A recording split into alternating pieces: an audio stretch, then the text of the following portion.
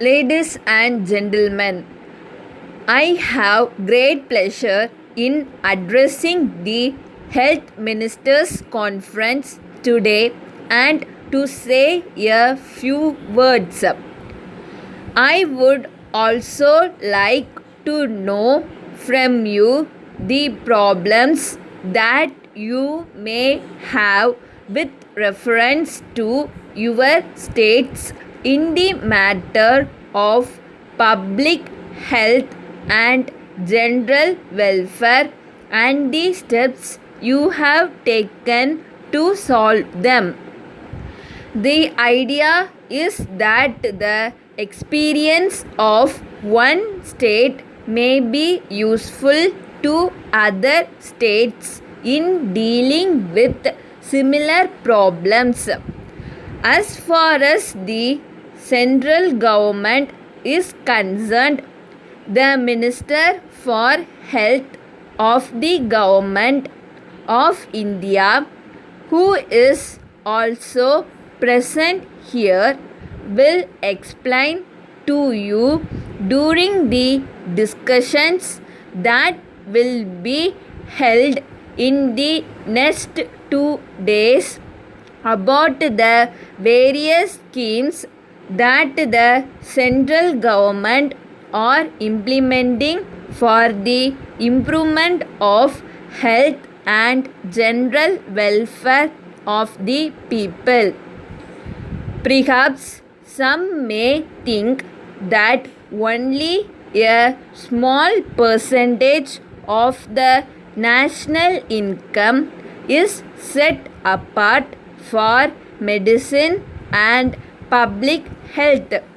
But it should be remembered that the large sums of money that are spent under the various other heads such as education, irrigation, agriculture and industries also serve the purpose of raising the standard of living of the people and thus contribute to their health and welfare. Take for instance education. The number of schools and colleges is increasing every year. These institutions enable the boys and girls to receive education and make them aware of the value of healthy living. Similarly, implementation of irrigation schemes means more water facilities for the large extent of land. Thus, more acres of land can be brought under cultivation, contributing to the increase in food production.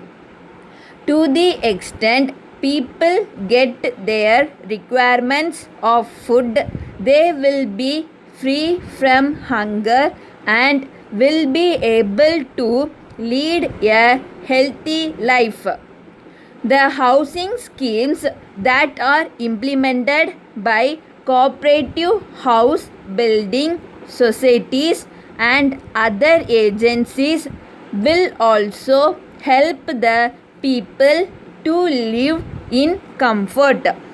While it is a fact that the primary object of taking up a number of schemes is to improve the living conditions of the people and make them healthy citizens, it is also necessary to pay particular attention to prevent the spread of diseases and to provide medical facilities within the easy reach of the rural people.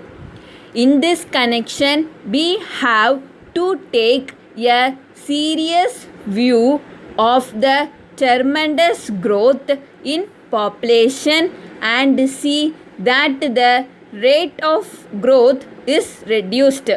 Letter from the Managing Director, Das and Company, Anna Salai, Madras, to Mrs. George and Company, Coimbatore.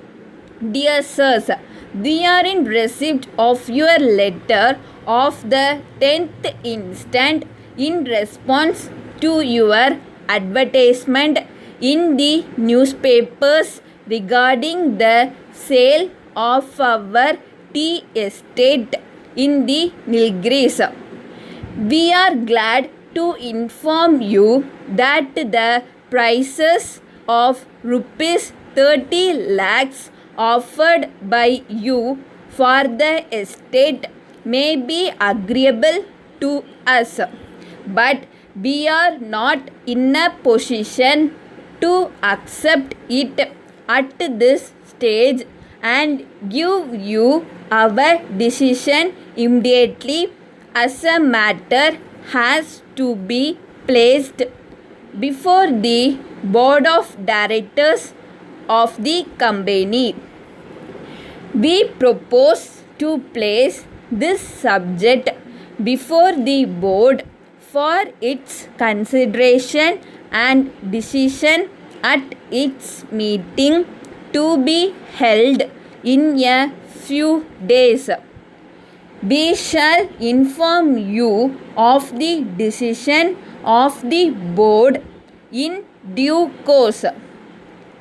As desired, we shall be glad to accept rupees 5 lakhs in the first instance. Yours faithfully.